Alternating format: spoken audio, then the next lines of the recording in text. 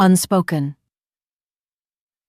Book 1 of The Obsidian Reach by Hope Happies. Chapter 6. The Weight of the Crown. Elena woke before the light came into the guest suite. She had slept in pieces, the way you sleep after a day that has not been finished with you, and the pieces had added up to something short of rest. She lay on her back and looked at the silver-leafed ceiling. She did not think about the kiss the way she had been afraid she might, in the register of a thing that had been done to her, or a thing she had given up. She thought about it as information. She had kissed him back. She had kissed him back deliberately, and she had been awake for much of the night working out what that commitment meant. And by the time the first gray began to define the shape of the window, she had worked out that Julian Thorne was not behaving like a man who wanted to destroy her. He was behaving like a man who was not yet sure what he wanted from her, and who had decided, in the study, that he would rather find out honestly than arrive at the answer by force. That was new. That was also dangerous, because a man who was still deciding was a man whose decision could still go either way. She sat up. She went to the bathroom and splashed water on her face and looked at her reflection for as long as it took to confirm she was visible in it. She did not reach for the diamonds on the vanity. The diamonds had been a tool she had used the day before. They would be a tool she used again when the work required. In the private hours of a morning no one was watching, she was not going to wear them. She dressed for the day ahead.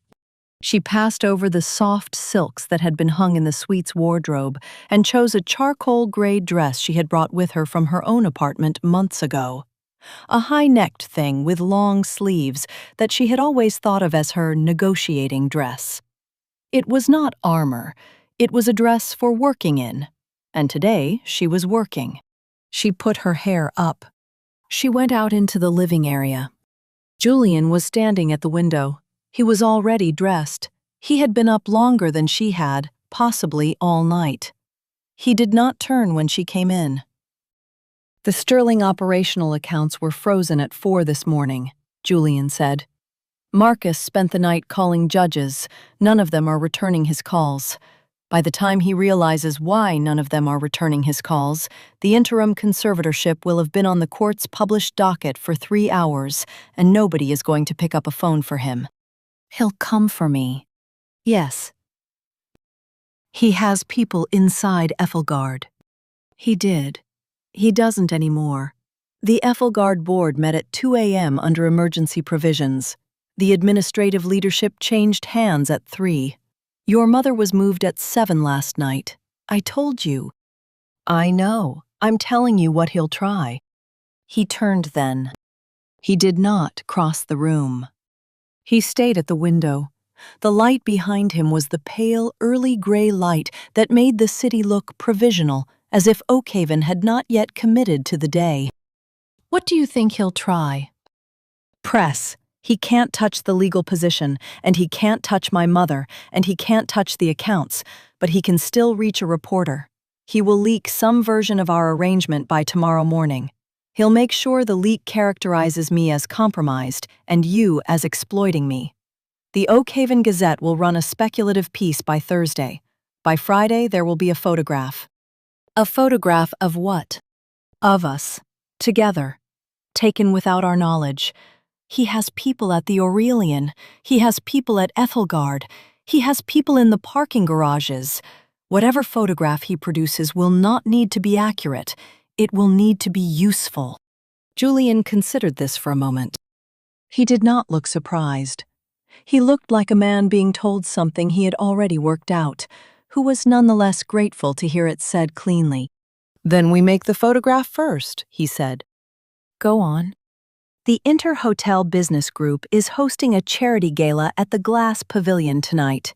I was not planning to attend. I'm going to attend. You're going to attend with me. There will be photographs. They will be the photographs Oakhaven sees on Thursday morning. By the time Marcus's version reaches the Gazette, it will be a second photograph of a story that already has a first one. On whose terms? Ours. That's not an answer. On whose terms at the gala? You stand where I stand. You speak when you want to speak. If you don't want to be introduced, you don't get introduced. If you want to work the room, work the room. The messaging is, the woman who managed the Sterling transition is now managing the Thorn transition. That is a defensible position. It is also true. It's a defensible position, and it's also a lie. Then we tell the defensible one. She looked at him. I'll go, she said. He nodded. He did not thank her. He did not smile. He did not come across the room to close the distance. She was aware that he could have done any of those things and that he had chosen to do none of them, and that the choice was itself a piece of information about the morning. There was a silence then. It was not a companionable silence, and it was not a hostile one. It was the silence of two people who had kissed each other the night before, and who had not yet decided what they were going to do with the fact, and who were both, at the moment, declining to force the decision. I owe Leo something, Elena said. He went still. She watched him go still. She registered the specific mechanism of it, a man who had been standing loosely at the window and who had, at the name, tightened through the shoulders and the jaw, in the small, coordinated way a man goes still who does not want to be seen going still. I know you do, he said. I don't know what it is yet. I will eventually. I'm telling you now because it will have implications for what I'm willing to do for you, and I would rather you knew that going in. All right. I'm not using him against you. I won't use him against you. I'm telling you he exists in this. He exists in this, yes. Good. He did not say anything for a moment after that. He looked out the window. She watched his reflection watch the city. The car at 7, he said. 7. Wear whatever you want to wear. The dress in the box from last night is still there if you want it. If you want something else, tell Hauer and it will be arranged. I'm not dressing you tonight. I know you aren't. That was what I was telling you. She nodded. She walked back through the living area toward the guest suite corridor. At the arch between the two rooms, she stopped, because there was one more thing. The kiss, she said, without turning. Yes. I kissed you back. I know you did. I'm not going to pretend I didn't.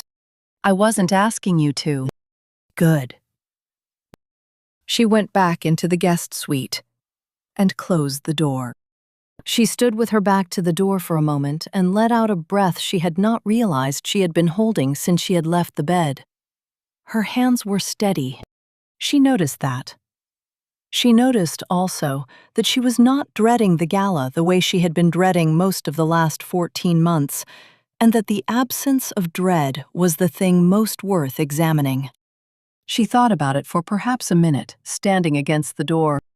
What she arrived at was that she had spent the last 14 months operating inside an arrangement whose terms she had not chosen and could not change.